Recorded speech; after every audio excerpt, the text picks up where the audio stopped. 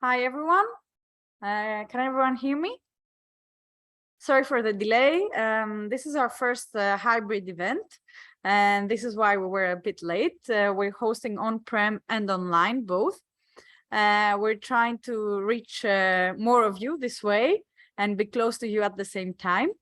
I'm Talia. I'm principal with Marathon. Today we are here with the Hellenic Development Bank and with Optima Bank for the fourth episode of the Startup Financing series. And this is about the financing tool that is available particularly for Greek startups. And we're going to go through all the preferential terms with the Hellenic Development Bank, and then we're going to go through the actual application process, and we're going to be given tips and pointers from Optima Bank. My colleague Chris is going to be moderating the question. So if you have a question, just post it online, and each presenter at the end of his or her presentation will address all the questions. So thank you very much. That's all from me for now. And I give it up to Mr. Papageorgiou. Right, thank you. Glasses, almost glasses. Yep. 1 second. My bad. There you go. Fantastic. My name is Takis Papageorgiou. I come from Hellenic Development Bank, representing Innovation Department. I'm together with my colleagues from Innovation Department and Ms. Daskalaki and Mr. Petroulias, and we have the pleasure of being with you today. And we'll be together with a good representative of the banking system, which is Optima Bank, and we'll try to enlighten you very quickly and very briefly on what we do and what is the most recent available financial tool for startups and small medium enterprises, fostering innovation. What we do very quickly, thanks God I'm wearing my glasses, we do have a mission, and the mission is we try to strengthen the Greek startup ecosystem by making the companies that represent it a little bit more bankable. That means we do share risk. That is our job, okay, risk sharing.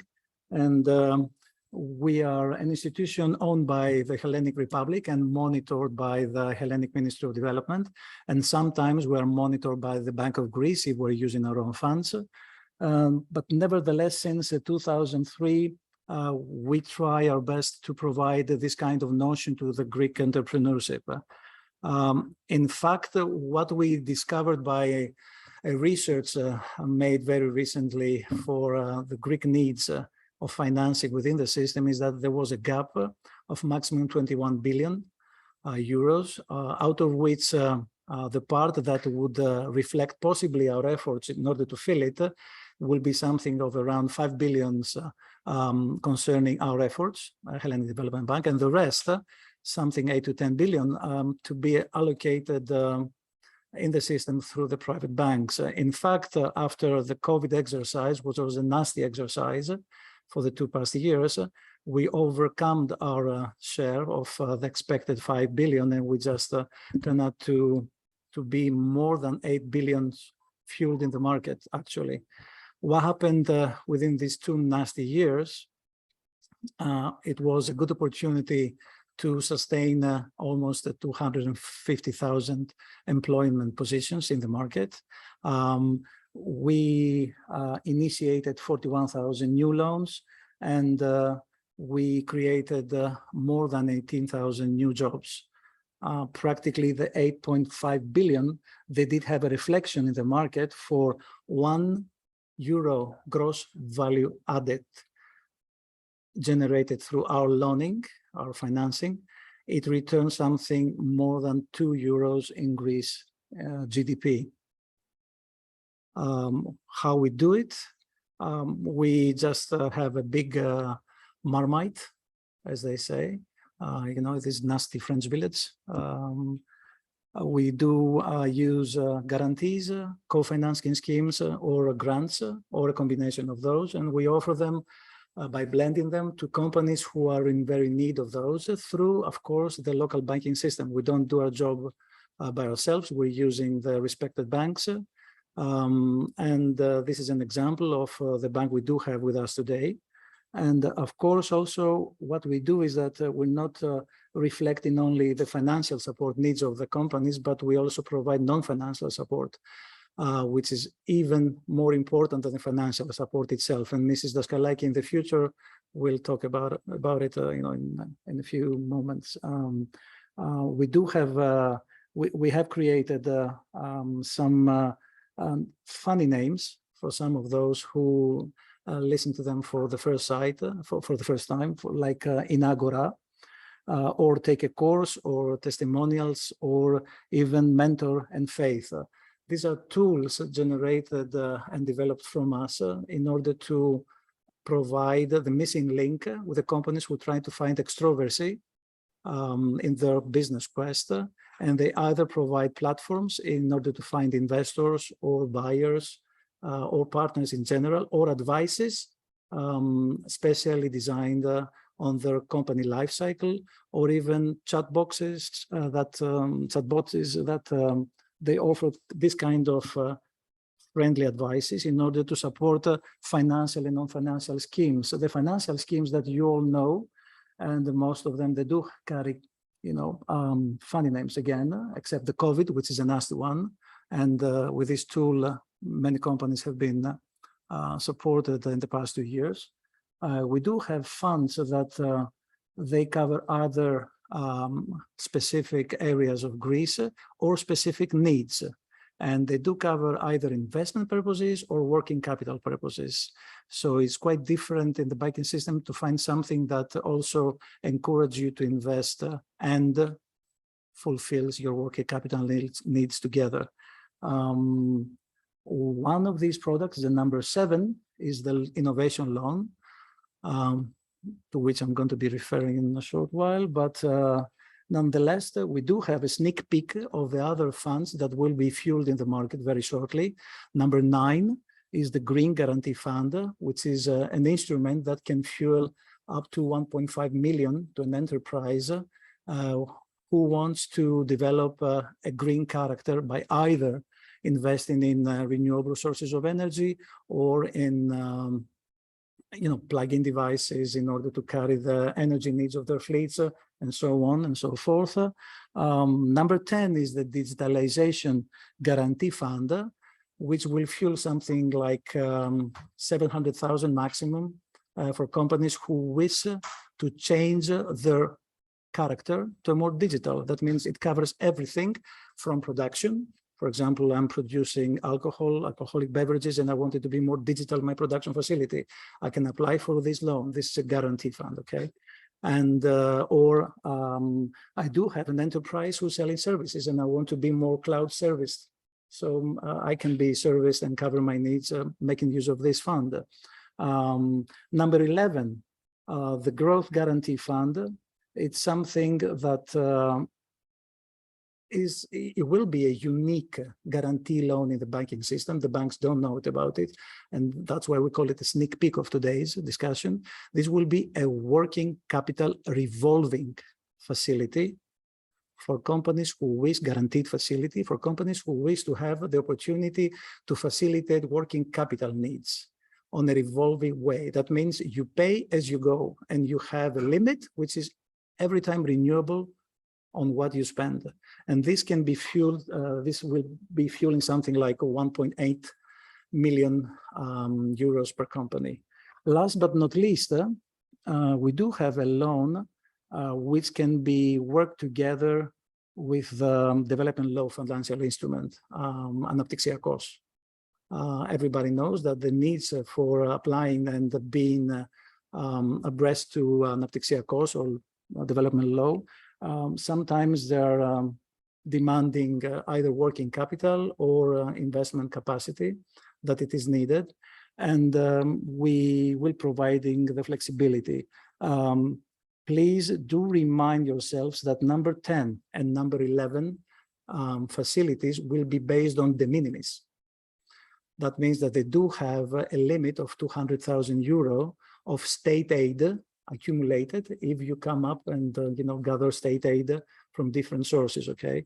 And number 9 and number 12 they're not relying in de minimis.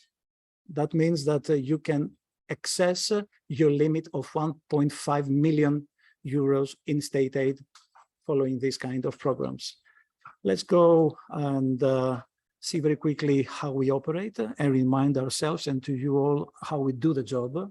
We take funds from the Hellenic Republic or EU funding bodies or other investors, and we create special purpose vehicles. And then we create the schemes complying with guarantee propositions or co-financing loans. Co-financing means that we're using our money together with the bank's money. So our money usually it's interest-free. Okay, so that's how you create a product that it's more appealing by offering less interest to the companies or grants. And we're using this kind of financing with a leverage. Usually what we work is the right-hand side of the chart is that we usually operate with 3 to 5 times leverage. So whatever we put as a guarantee works with the banks into a multiplier of 4, okay? And sometimes we do have the fantastic effect of using the EU funding base, which is European money, and by this kind of reflow, that means whoever pays back what we give in the future, this becomes immediately Greek money. So this is how European budget becomes Greek state policy budgets, okay? And that's how more and more funds are generated to the system. Now, let's talk about the innovation loan, our recent baby. So this is meant to be for aiding investment and working capital, but the main notion of the business plan should have been an innovative one. So unless you have an innovative proposition, you cannot apply for this loan. Although the eligibility criteria are vast, are many, so no company can be neglected. Of course, everything works with supporting documentation. VAT is eligible. The product beneficiaries, as stated, are all enterprises, okay? And we will be fueling 140 million up to the end of 2025. The reception of this news from the bank was overwhelming. The banks that they are partnered with us, they did ask to fuel something like 260 million, but we said to ourselves, let's start with 140 million. And the maximum amount of loan that the company can get is 400,000 euro with a minimum 25. And the unique thing that we do have is that although it is an 80% guarantee loan, and it does have a cap in the collaterals that the bank may ask you, which is a 20% max to the loan value, it offers a possibility of a 20% capital rebate by meeting some ESG or innovation criteria. We do have 9 collaborating banks. And that is the way of how you can get your hands on this bonus of the 15% grant capital rebate. And then if you are succeeding yourself as a company to meet this kind of criteria, then you can apply for another 5%. But let's come here. 15% capital rebate can be given to a company who will actually practice what they preached. Okay, so you take the money of the loan, you start developing your business plan, you start investing, and at the time that you decide that you have no other cash out from the bank in order to complete your investment, then you say, Mr. Lady, can I be checked, please, in order for me to meet? Tell me if I meet this kind of criteria, and if the bank sees what you prove of meeting between your expenses, operating expenses at 20% is on research and development in favor of innovation, then you're eligible immediately to have an automatic reduce of your remaining amount value of the 15%. So you make a checkpoint there, and then you continue and you say, now that I got the 15%, let's see if I get another 5% of capital rebate with another 5% automatic capital reduce. If I meet some ESG criteria. Now, why we called this loan, why we just blended it with ESG criteria? Because it was the first time, and you will see it in the future, that this kind of sustainability criteria will come in more and more to the lives of small, medium enterprises. Okay, so many programs that will be using this kind of criteria will be start generating and launched in the market. Sustainability, okay, is a long story. You do have the ESG criteria representing mostly sustainability accounting of the large companies, but on the SMEs, on the startup, no. So this was a quite good exercise to start injecting the system with. So if you will meet 3 criteria, either, not or, okay, just choosing out of these 3 buckets of either environmental, social, or governance, then you can have this 5% capital rebate. And the criteria is not difficult to be met, okay? The first criteria is you can provide a proof that you have a reduction on your total energy consumption, or if you have met the criteria of including some renewable energy to your mix of energy consumption. And then if you go to the social bucket, a criteria that will be shown off more and more as a need in the coming years is if you include women in your top 10% of your salary, of your company salary. That means that you do include women in your management committee, most probably. And the other criteria, which is very logical and easy, is that if you provide ourselves and the system with a KPI of increasing the number of employees, or increase the amount of training expenditure that you provide your employees with, or if you can prove that you're using some systems of checking, examining, monitoring, measuring customer satisfaction.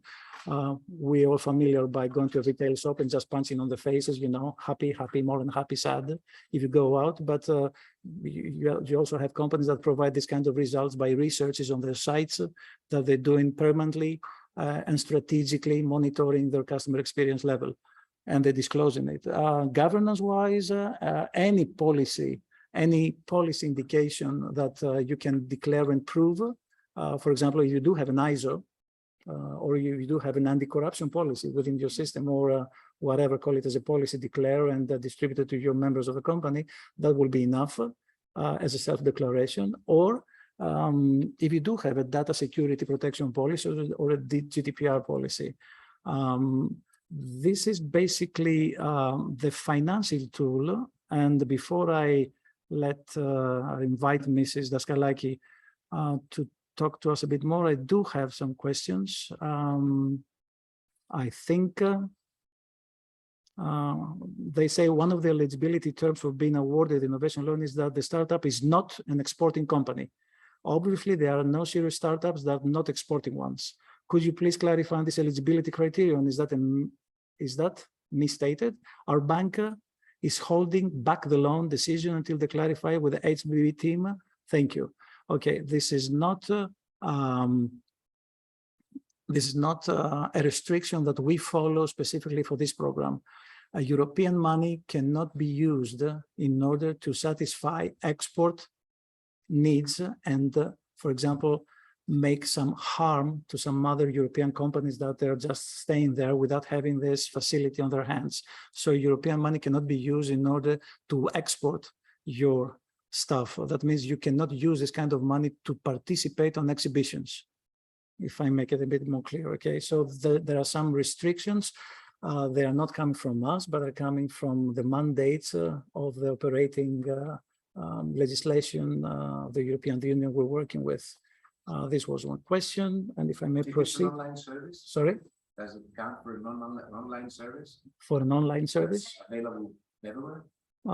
Meaning export online service? I just built Gmail, and there's someone from Sweden signed up. Is that considered an export? No.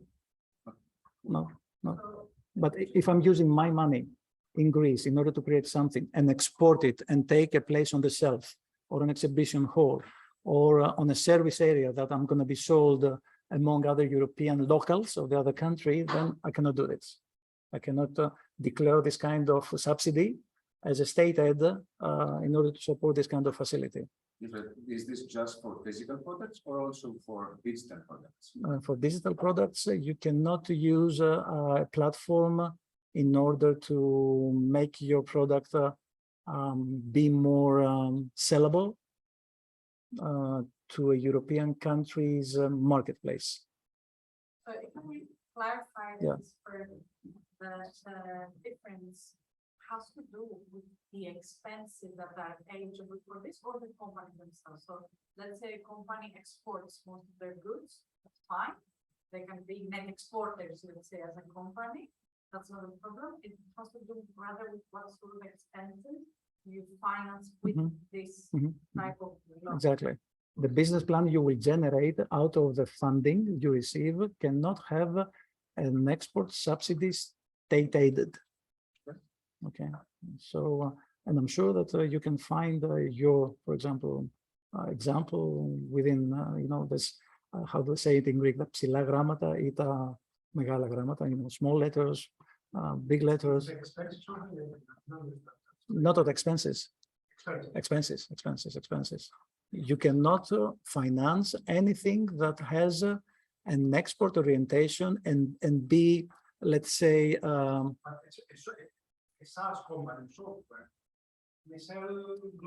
that's what I say. There is no problem with a SaaS company.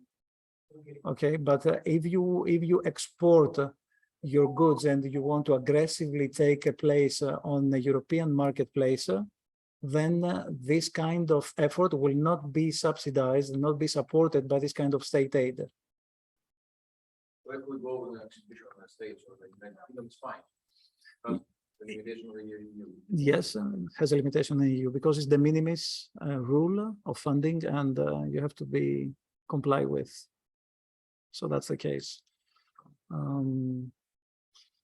Can you give us, can I continue with another question? Yes. Can you give us details of what guarantees from the startup or its personal guarantees, collaterals from the shareholders are needed to receive such loans? I think that Optima Bank, who will follow the discussion, perhaps may reply to this. Okay, we have no other questions unless you have some questions. No? Okay. Olina Daskalaki, could you please join us? And Olina will, please. I didn't have time to send my question. Can I have a quick question? Yes, please. So you have to select the bank when you do the application on HDB, right? So let's say you follow on with that bank and that bank tells you that there are problems, that there are delays, that You can follow another bank. Can I go to another Yes, bank of course. and have the first one continuing the process because they might actually solve their problem? So I can do two applications on HDB, one for Eurobank and one for Optima, you don't do applications to HDB. You do applications to the system of the European, let's say. Yes, okay. So you can apply for, you can use one bank, you can use another bank, okay, and according to the result, you can choose your pick and proceed. They can run at the same time, right? Yes. Okay. Sometimes we do have a problem with the system that one customer applies with two applications in the same bank.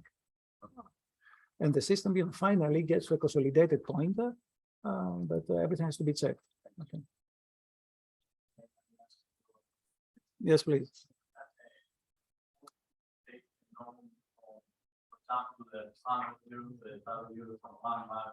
The rest from another. So split the total amount different banks. Yes. There is a cap for the same business plan for the same company in order not to exceed the 400,000. Oh, so Okay. could a company have two business plans for two different initiatives? If you do have two business plans for two different initiatives, you can apply for these two different aids. Yeah. Okay. But usually you have a problem with the de minimis, so you will not do it eventually. Because, for example, if you burn yourself with 400,000 euros and you take all this kind of loan, the de minimis, you remember the ceiling is 200,000, okay?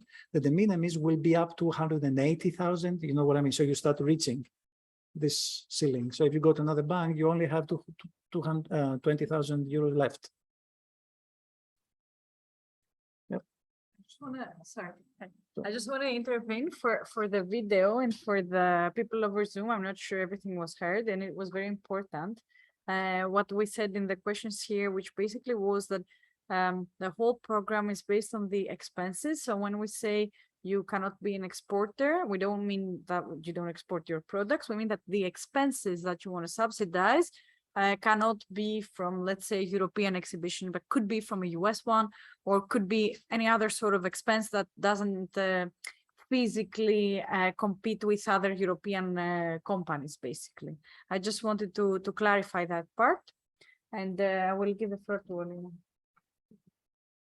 Hello from me too. So I'm going to present something very different to you. I'm not sure if you can see me from here.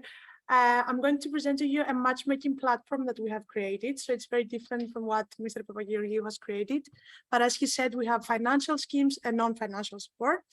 So on that note, we have created a platform that is a digital platform to create matchmakings between enterprises, investors, and supporting mechanisms. And the way that it works is that a member can go and create their profile as you do in different types of social media. You can think of it as a LinkedIn for business. And then you create your profile for free, of course, because they support it from HDB. And then you can go and you can already get in contact with investors or with partners that could be interesting for you. And then you can contact them and then send them out your pitch deck, your business plan, whatever you think is something that they would be of interest for them. So our goal and the reason that we have created that is because we want to enable the market even further from the financial side that we already do. So we want to become the reference point and the gateway for the Greek innovative enterprises that are looking for a way to find investors and partners, both within the country, but also outside of the Greek borders. And as I have already mentioned, we have three types of members. We have the companies that can be startups, they can be SMEs, they can be up to mid-caps. Then we have all types of investors that are interested into adding more companies to their portfolio. And then we have supporting mechanisms that are banks, that are like different institutions that support enterprises, and then they can be of a help in that platform as well. So the name, it comes from the combination of the words of innovation and agora, and it comes from, I guess you already know about the concept of the ancient agora in Athens, where people would meet and then they would talk and exchange ideas and create synergies. And that's exactly what we want to create online as well. And we have created this agora where companies and investors can exchange know-how or even meet and then potentially have a partnership in the future. So the bigger picture is that we are hosted by the internationally renowned platform called Euroquity, which is the platform that the French Development Bank has created 10 years ago, more or less.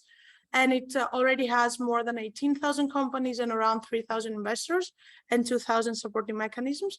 So when a Greek member goes and create a profile on Agora, they're automatically part of this whole universe and ecosystem, and they can contact and promote their elements not only to the Greek members, but also to everyone that is part of Euroquity. So some of our characteristics, we already have more than 500 members within this last 9 months. We started this platform in the beginning of 2022. And the way that it works, the first part is the one that I have already explained, is that you create your profile and then you can directly contact whomever you would like to contact from the platform. The second thing that we do, which is the first box that you can see on the left, is that we are organizing some webinars and some pitching events. And the webinars are, everything is free, of course. The webinars is only for members of Agora, and we either do them on our own or with a partner that I'm going to say a little bit more in a bit. And we are bringing some people that are from the market, and they have a lot of experience and a lot of knowledge in a topic that is hot.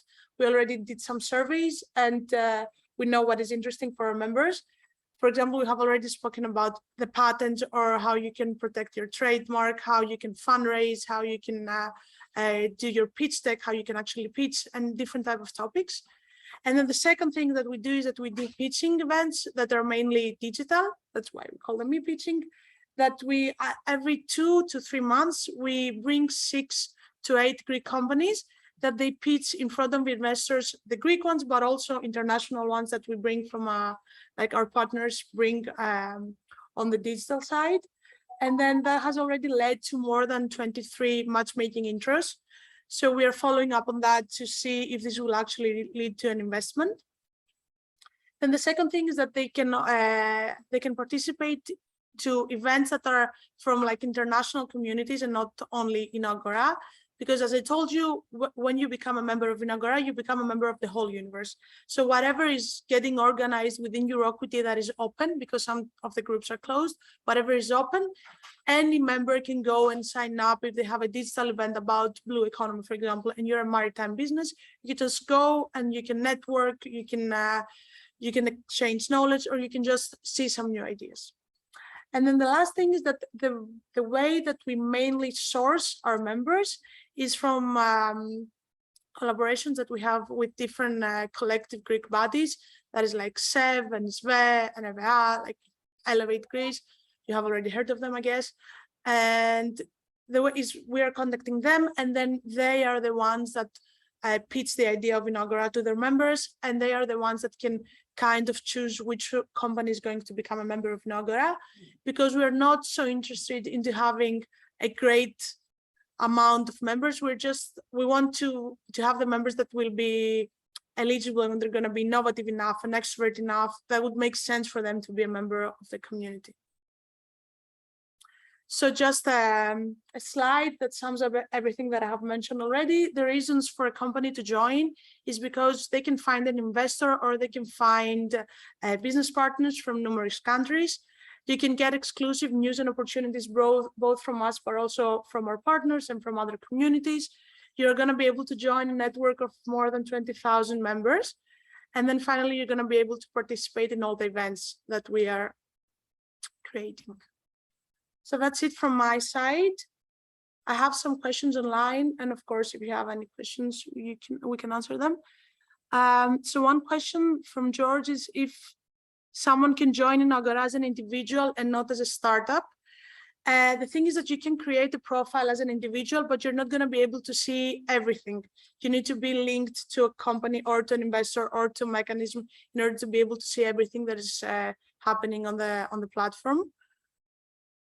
I think the previous ones were for the innovation loan, right? Do you have any questions on site? No? Very good.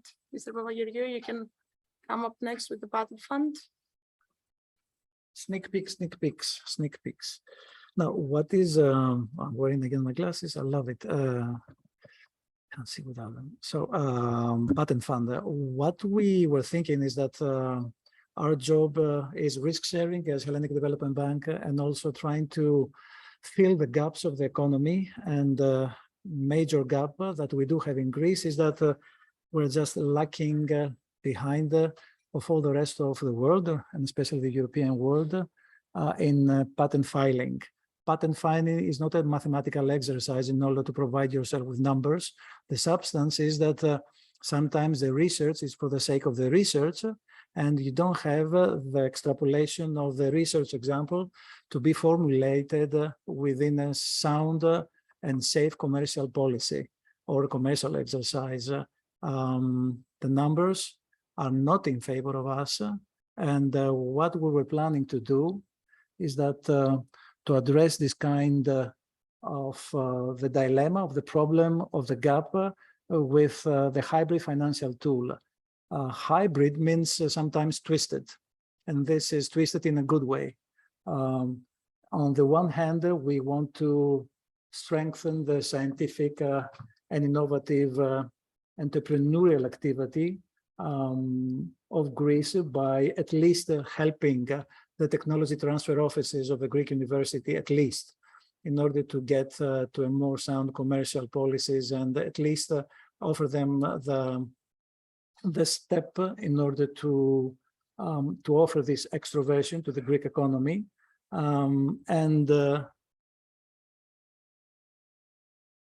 We do have some features that cannot be neglected, and they characterize this kind of the proposition as twisted in a good sense. It will be a hybrid tool, combining the effort of the technology transfer offices or the private companies on debt to grant to equity to royalty hybrid program based on success and failure criteria. Again, success and failure will be seen in the future by most of the programs of the European Union will be fueling to the markets. So it's not going to be only enough to have the money in order to start your business plan. It will be also an opportunity for the regulators to check and see whether you've done it correctly or not. So the goal of the fund, of course, is to increase the Greek commercialization opportunities of patents to be filed. Who has the right to participate? Only companies that will start their quest for filing a patent either through the local Greek system or through international bodies. And what we want to cover is the two phases of the patent filing and the commercialization, at least the proof of concept first steps. First step is to file a patent. That means legal fees, translation fees, counteracting fees, anything you can imagine. Okay, it's not an easy story. And so the money that has to be drawn will be a maximum up to 300,000 euros designed under this scheme, this scenario. First of all, we do have the scenario of success. If the patent phase, the patent filing will be a success, and you don't have this thing, as in Greek, they call it tritanakopes, which is in legal terms, means that at the moment you act filing your patent either on a local ground or an international ground, then somebody, some law office can say, "Oop, I know this thing, I've heard it before, this is how it works, okay, you should not do it," and then you stop everything, you start back from the scratch. So if you do have a success on the first stage, and we gave you this 50,000 euro, up to 50,000 euro to cover your legal needs, translation needs, filing needs, and then we give you another 250,000 euro in order to fulfill your minimum viable product proof of concept development. Okay, so if you do have a success on that also, then we will not be asking the money back from you, but we will ask you kindly to think if you want to be on the same term sheet of sharing your equity while you're doing the quest of funding with your first endeavor of Series A. Okay, so we will ask you to be on the same term sheet with us and share, for example, a small percentage of your equity, not captive interest. Or we will examine also to have a royalty contribution from you. So it will be either or, okay? And that's why we say it is in a good way twisted, because we don't want to get money back in order to put in our pockets. We want to get money back from a success story that will be patent supported, of course, and commercially generated successfully, that will give us the opportunity to get this kind of money and put it on the same bucket and give it away again to another company that follows with the same quest. Second scenario, if we do have a success on the patent filing, but on a failure of the creation of a minimum viable product, that means that your patent is still yours, belongs to your company, it is registered on you, and then we may kindly ask you again to put yourself on a term sheet agreement and share your patent with another company, that both patents together can become a commercial success story, although your patent only one by itself, it didn't make it, okay? Scenario number 3, if we do have a failure either of the first phase A or the first phase or the phase B, both of the phases becomes grants. So who dares to file a patent wins, okay? And daring to promote innovation, daring to foster innovation, this is the story, and that's where we created Innovation Loan. That's why we will create this product. We are just working with this full speed in order to launch it by March.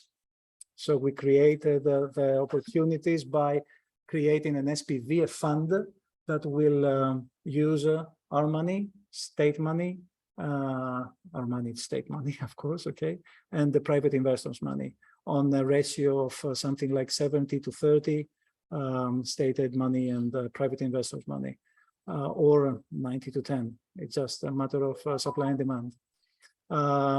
Last but not least, this is something that we do not have it here. We will be working on generating the product that it was missing from the market, venture debt. So we all know that companies that They have been invested with funds like Marathon or other funds, growth funds. They come up to a certain point in their life and they face a difficulty. Call it COVID, lack of a market potential, COVID, something that we neglected, okay? And you do have in their business plan slowing curve. That was the need in order to be some there to help them, not help the fund, help them. And that's why we will initiate this kind of thought, not only on the stage of this very moment of the difficulty, but we will try to put it on the back end of the company before having its first valuation and before having the fund being initiated in their equity afterwards. So that means that we will take the company and try to offer them an early venture debt, let's call it opportunity, with a convertible bond promise, which will lead to warrants. And then when the fund comes, okay, and they will put the same money, we will carry over our interest and be ready in the positions to be there for the second need, okay? So first need and second need, that's why we don't call it venture debt, okay? We just call it, we want to call it an early venture debt. So before having the need of sharing your flesh with somebody else, before giving equity, and before you do have evaluation, we do want to be with you in the first place, okay? And then be all the way with you. And then when you evaluate and have somebody in your difficulty to be there also, okay? So this is the point. In order not to tire you more, if we don't have other questions, I don't know. That will be later 2023. That's why we're thinking about it and we designed it now. Okay. Through an SGR or it will be another way? Another way. Another way. How about regular venture debt? I mean, there seems to be a gap in the market there as well. It is. It is. But a regular venture debt, it will not be enough. It will not.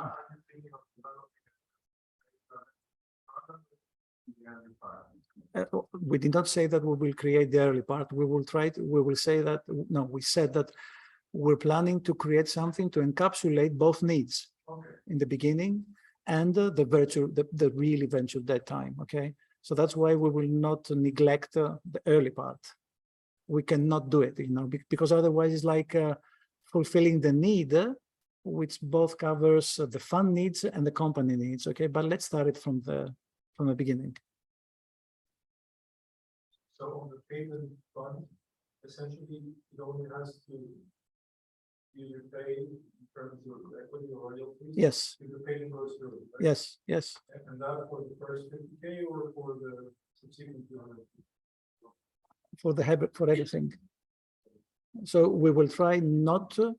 I mean, the decision, you know, was either or having a soft repayment, which you cannot talk about a soft repayment when you don't have in your hands the minimum viable product and the efforts, the selling efforts, okay? But when you have the patent and the minimum viable product, then you can expect great outcomes to be generated. So that's only when you can say, forget the debt and let's call it equity. And on the second tranche, 250 is under what conditions? The payment goes through? Yes, patent is through.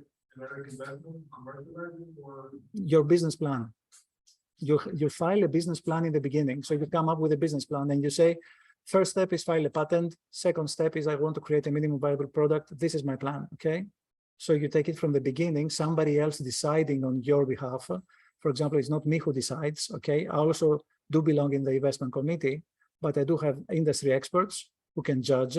And the industry experts, of course, in order to have the motivation to be with you and make a good judgment, you will give them the right to participate with a very, very, very small amount in your equity if they want to. That's how they will be repaid. Okay. so it's a co-investment with private investors? Yes. And sorry, are the private investors, it's an incentive question on the private investor side rather. Are the private investors contributing their time or are they also contributing their money? Let's split it in two ways. I mean, one interest is to have the limited partners of the fund. The limited partners of the fund can be either us and private investors. Okay, this is another story. These are the limited partners and how the fund will be structured. Okay, but the advisors that they have to say whether Papa Giorgio's proposal, is better than else proposal, then they have to sit down and follow what they know best. So if they want to make a suggestion to the investment committee on where to invest our money, they have to be remunerated somehow, okay? And then you will offer them the right, if they want to participate on the same conditions with a very, very, very small amount, like a smaller remuneration. This will be the motivation for the limited few who will be helping us decide on this kind of investment.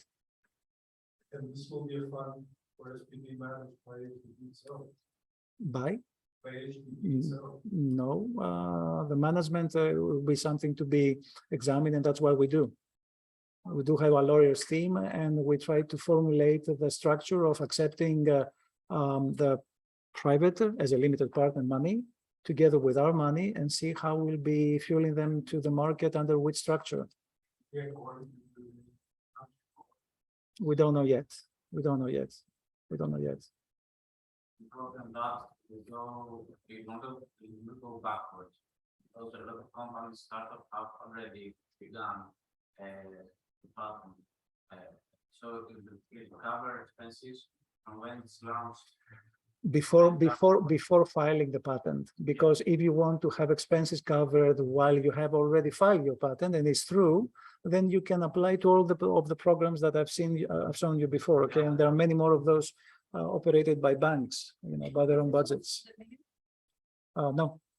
And this is going to apply only to new startups filing patents for the first time, or something that's been running for a few years and filing. So is it the prerequisite to be a completely new thing or startup? We don't have excluded this scenario, something which is already on the process, but hasn't become finalized or approved by any patent filing authority, patent approving authority. It can enter the program.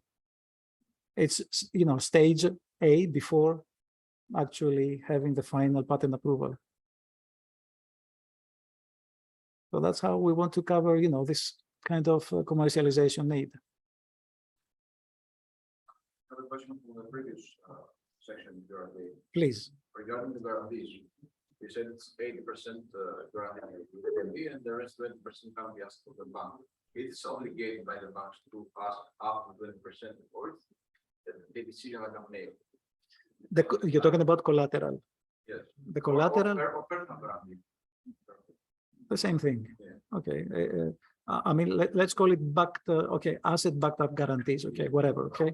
So there is a cap of 20% of the loan value.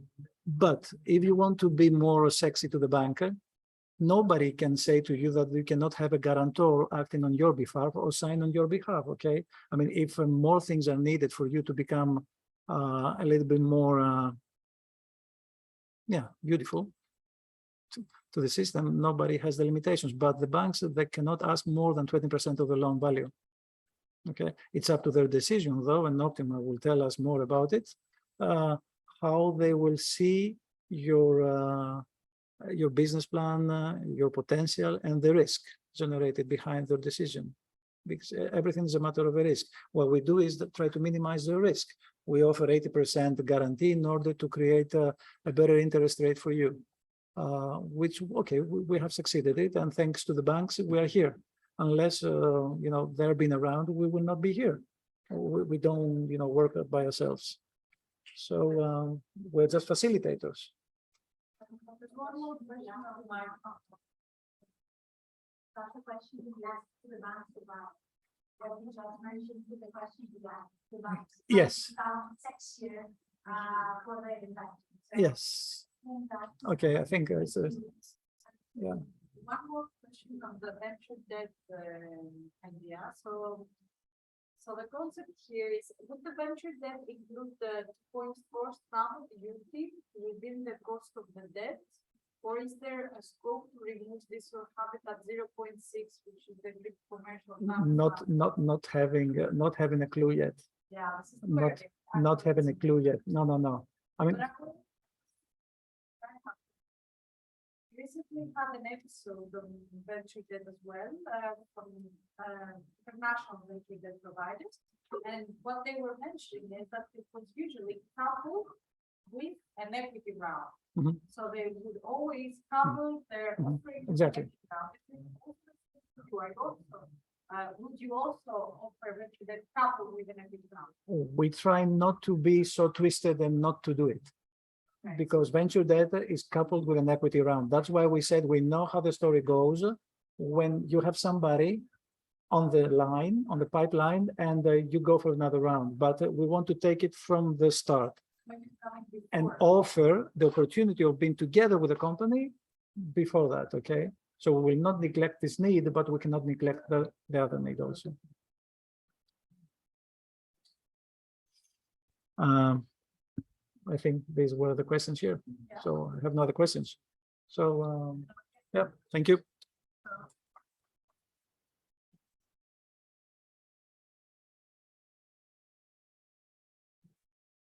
Okay, so thank you very much. Very useful points. I hope we didn't miss on the hybrid aspect of the event any of the questions posed from the audience. I'll try maybe very briefly to summarize at least the last one, which is that the venture debt concept, I mean, it's not final on the details yet, but it will be offered on riskier terms, I'll call it, than what the international venture debt providers are offering. So it could even come without an equity round or before, even earlier than an equity round.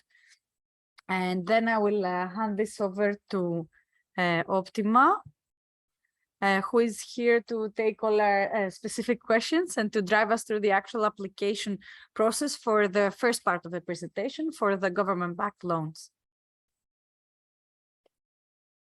Hello, I'm Alexandros Varias. I'm from Optima Bank. We are a bank that we operate for almost 3 years, trying to make a link with the innovative funds and the startuppers. We try to do things innovatively. Just as an example, we open an account, we provide a debit card, we provide access to internet banking and also a debit card in only 15 minutes by visiting any of our branches. Just to make also the link with the startuppers, we have an internal debate with colleagues in the bank that as a bank, we are in many cases operate as a startup. We do have the way and the and the way of thinking to do things differently and to make it happen in a different way, trying to make it flexible and efficient. Now, turning back to the innovative funds, one of the flow as a flow is something that's very straightforward. Anyone that is interested has to go to this www.appendices.gr site, apply, select a bank on the participating banks that cooperate with HDB for every product, for every program of HDB. It's not the same banks for all programs. And then the bank is automatically through web services informed for the application.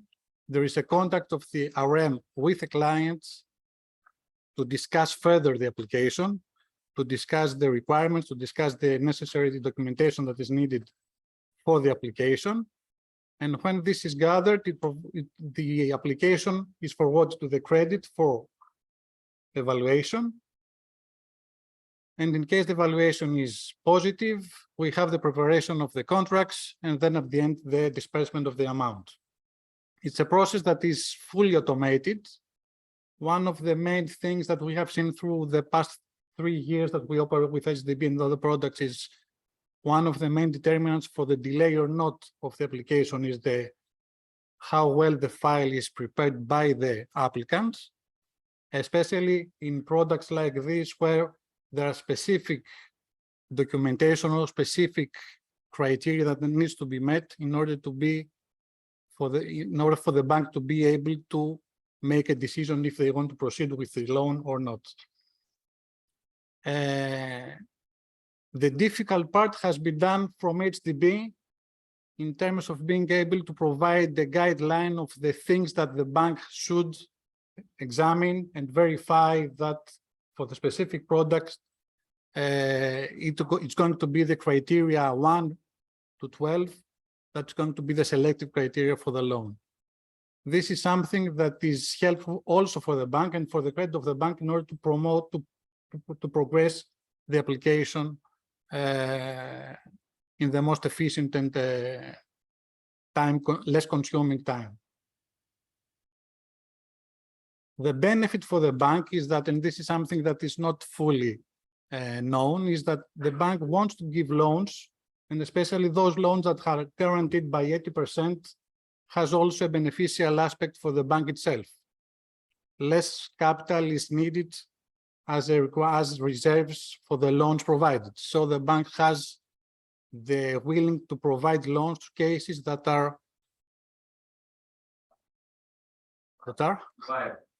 viable, and there are business plans behind that support them. And this is why for every application, the business plan has to be very detailed and going to be very thorough examined by the RM and by the credit. I think this is the main criteria that will make an application positive or negative, how well the preparation of the file would be, how specific would be, and especially in programs like that where actually the beneficial of the qualities of the program has to do with the expenses. So it's not just the idea, it's not just the big letters, it's the specifics that will also allow the applicant to get the benefit of the program itself. It's something that is we were the first bank, I think, that we have provided the first loan.